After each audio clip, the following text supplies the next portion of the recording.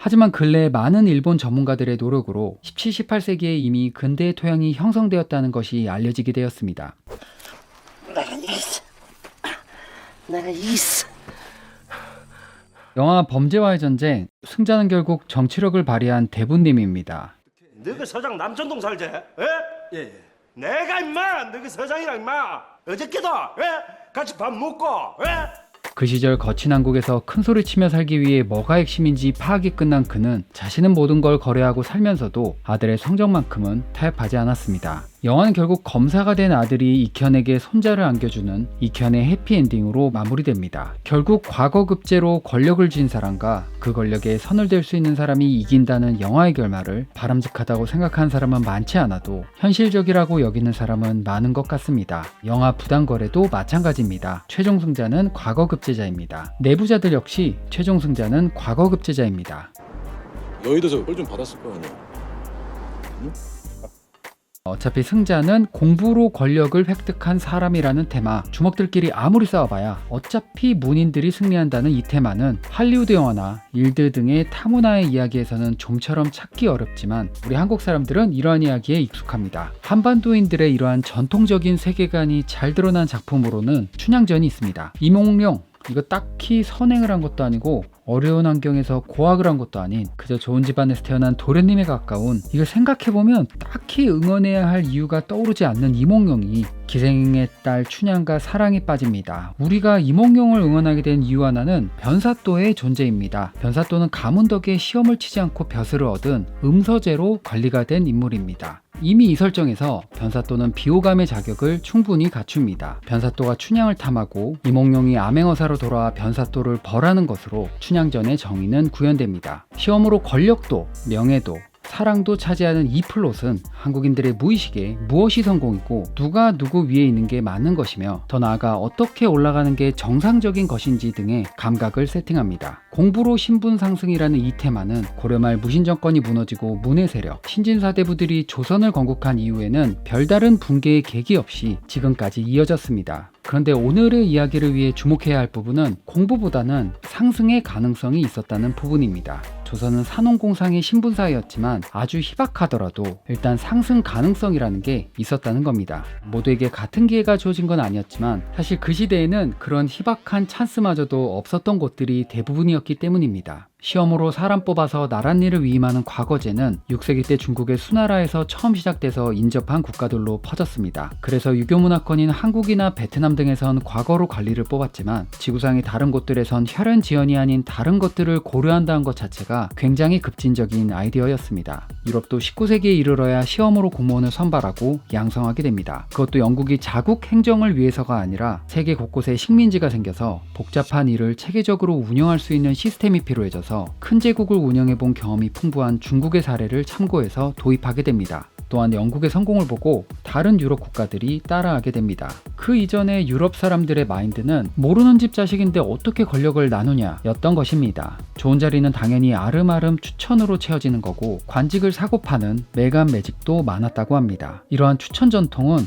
지금도 구미의 회사들이 채용 시 레퍼런스를 중요하게 생각하는 전통으로 남아있습니다. 즉 19세기 이전에는 신분 상승의 가능성이 없었던 나라가 대부분이었던 겁니다. 그리고 좀 의외일 수도 있지만 일본도 그 중 하나였습니다. 일본 역시 산업공상의 신분 질서와 과거제라는 유교 패키지를 받아들이긴 했습니다. 하지만 과거제는 해이한 시대에 일시적으로 시행되었고 이어 사무라이들이 주도하는 세상이 오게 되면서 시험으로의 상승 루트는 막히게 됩니다. 사무라이들 입장에선 문의 세력과 권력을 나눈다는 게 상상하기 어려웠을 것 같습니다.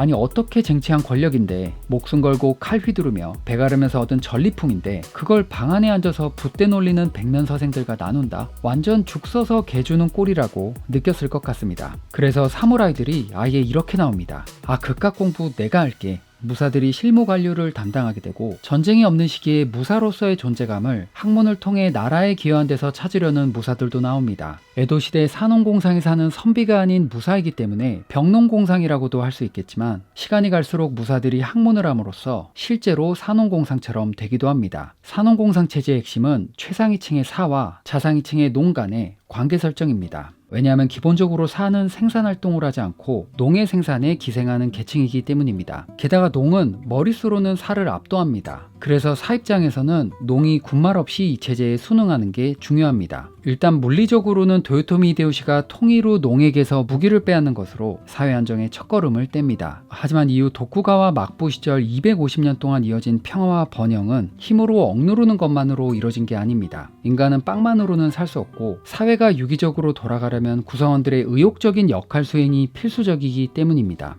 우리 인간에게는 단지 죽지 않고 살아있다는 것 이상의 뭔가가 필요하죠. 살려는 드릴게.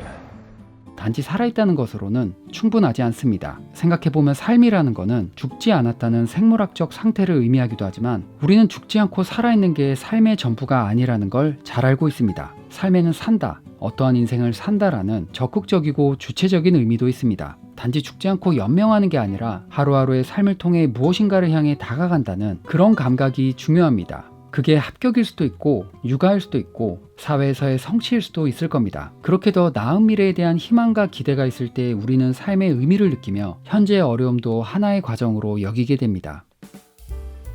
그렇다면 신분 상승의 희망이 없었던 에도 시대 일본은 어떻게 250년 동안 단지 존속하는 걸 넘어서 큰 번영을 누렸던 걸까요? 저를 포함해서 많은 한국 사람들이 일본의 역사에 대해 갖고 있었던 이미지는 일본은 원래 우리가 가르쳐주던 야만의 상태였는데 메이지 유신 한 방으로 역전했다 정도였을 것입니다. 하지만 근래 많은 일본 전문가들의 노력으로 메이지 유신 이전에도 18세기에 이미 에도는 인구 100만이 넘는 동시대 유럽 도시들을 압도하는 규모였고 출판, 인쇄, 예술, 관광 산업이 발달하고 소비 문화로 화폐 경제가 촉진되는 등 17, 18세기에 이미 근대의 토양이 형성되었다는 것이 알려지게 되었습니다. 이렇게 많은 혁신이 일어나고 문화적으로도 융성했던 에도 시대는 억압받으며 겨우 연명하는 사람들이 이뤄낸 건 아닐 겁니다. 그러면 당시 일본인들은 어디서 삶의 의미를 찾으며 의욕을 유지할 수 있었을까요? 그걸 가능하게 했던 거 하나가 이 영상에서 소개했던 직분론이라고 알려져 있습니다. 농민은 돈에서, 대장장이는 대장간에서, 상인은 장사로 각자 자기 자리에서 소임을 해내는 것으로 세상이 기여한다는 직분론이 하루하루 생업에 의미를 부여한 것입니다. 어차피 먹고 살기 위해 해야 하는 일에 세상을 지탱하는 일이라는 공적인 의미를 부여한 것도 나름 혁신적인데 거기서 그치지 않고 그렇게 내 자리에서 최선을 다했을 때 사후 성불마저도 가능하다는 종교적 의미까지 붙습니다. 여기서 막스 베버의 직업적 소명의식을 떠올리는 분도 계실 텐데 실제로 많은 공통점이 있습니다. 그 얘기도 기회되면 해보겠습니다. 아무튼 이 직분론, 꼭 올라가는 게 성공이 아니다. 지금 그 자리에서도 성공은 가능하다. 지금 그 일 열심히 하는 게 너를 위한 것이고 또 세상을 위한 것이다 라는 생각은 꼭 상승해서 군림해야 될 필요를 없애고 가업을 이으면서도 사회적 존경을 얻고 자긍심을 느끼며 살 수 있는 리스크가 적으면서도 만족스러운 커리어 루트를 제공합니다. 상승 가능성이 막힌 산업공상 체제의 취약점을 잘 보완한 것입니다. 제 마음대로 이름 붙여보면 한국이나 중국 등 대륙의 출세관을 상승형 출세관이라고 한다면 일본에는 내 자리 잘 지키면 성공하는 사수형 출세관이 있다고 할 수 있겠습니다. 케이크로 비유하면 한중일 어디에서나 이렇게 위층으로 올라가는 게 성공이겠지만 일본은 그냥 있던 층에서 맛있는 딸기가 되는 것도 성공일 수 있는 겁니다. 한국이나 일본이나 사회적 위기에 대한 의식은 비슷하게 발달했지만 한국은 지위 상승의 욕구가 강하게 나타난 반면에 일본은 한자리를 오래 지키며 깊게 파는 걸 높이 평가하는 문화가 있다는 걸 알면 일본의 많은 것들이 쉽게 이해됩니다. 장인 문화나 가업을 잇는 문화나 노벨상이 많이 나오는 것, 한 분야에 천착해서 정말 그 한 분야만 파는 것, 예를 들면 야구 하나에 미쳐서 야구 바보로 사는 것, 또 일본 사람들이 정치에 비교적 무관심하고 세계의 가방으로 대표되는 정치의 지역구 세습 문화에 일본인들이 관대한 것 등을 이해할 수 있습니다. 마찬가지로 일본 사람들도 이 차이를 모르면 한국인들이 괴이하게 보입니다. 자기 일의 전문성을 늘리는 책보다 정치 뉴스나 정치 평론에 더 많은 관심을 쏟는 사람들이나 호프집에 두세만 모여도 웬만한 정치 평론가 뺨칠 수준의 정론이 펼쳐지며 온갖 세상사의 정치적인 해석이 붙는 것이나 교수직 같은 건 정계 진출을 위한 징검다리쯤으로 여기며 연구보다 인맥 관리에 열심인 폴리페서들, 그리고 정치에 도전했다 아무렇지 않게 다시 학교로 돌아와 강의하는 모습이나 기업이나 스포츠 등 자기 분야에서 일가를 이룬 사람도 결국 정치로 향하는 사회의 모든 포스가 중앙 정치판으로 몰려서 거기서 소용돌이처럼 상승하려 하는 그런 정치 지향성을 일본인들은 신기하게 바라봅니다. 이렇게 세계관의 차이로 서로를 신기하게 바라보는 건 오랜 역사가 있습니다. 춘향전만큼이나 긴 역사가 있습니다. 예를 들어 통신사로 일본을 다녀온 선비 신요하는 이렇게 말했습니다. 일본인들은 상하관계가 한번 정해지면 위아래의 구별이 엄격하여 아랫사람이 윗사람을 공경하고 두렵게 여긴다. 반대로 동시대 일본인은 조선을 이렇게 관찰했습니다. 조선에서는 아랫사람이 윗자리로 올라가는 일이 곧잘 벌어지기 때문에 자연히 사람들이 머리를 굴리는 일이 많고 뇌물도 행해져 아침에는 출세하고 저녁에는 망하니 조용할 날이 없다. 그러면 여기서 오늘의 100만 불짜리 질문, 밀리언 달러 퀘스천입니다. 둘 중에 뭐가 나은 걸까요? 올라갈 수 있는 사회가 나은가요? 제자리에서도 성공할 수 있는 사회가 나은가요? 올라간다는 건 대체 어디로 올라간다는 걸까요? 과연 민주주의 사회에서 정치인과 관료가 우리 위에 있는 걸까요? 상승지향의 세상에 익숙한 한국인들은 그러한 출세관이 없는 나라, 예를 들어 태국이나 일본 사회를 보면 묘하게 기운 빠져 있는 것처럼 느낍니다. 하지만 또 이런 데는 사람들이 좀 위축된 것처럼 느껴지기는 해도 사회에 차분한 감성이 흐릅니다. 특히 태어나면서부터 모두가 올라가야 되고 어느 나이가 되면 얼만큼은 올라왔어야 되는 그러한 상승 문화에 지친 사람들은 일본이나 태국 사회에서 묘한 안정감을 찾기도 합니다. 반면에 일본이나 태국 같은 안분지족의 세상에서 온 사람들에게 한국은 주어진 운명을 거부하는 게 아무렇지 않은 다양한 가능성이 있는 역동적인 곳입니다.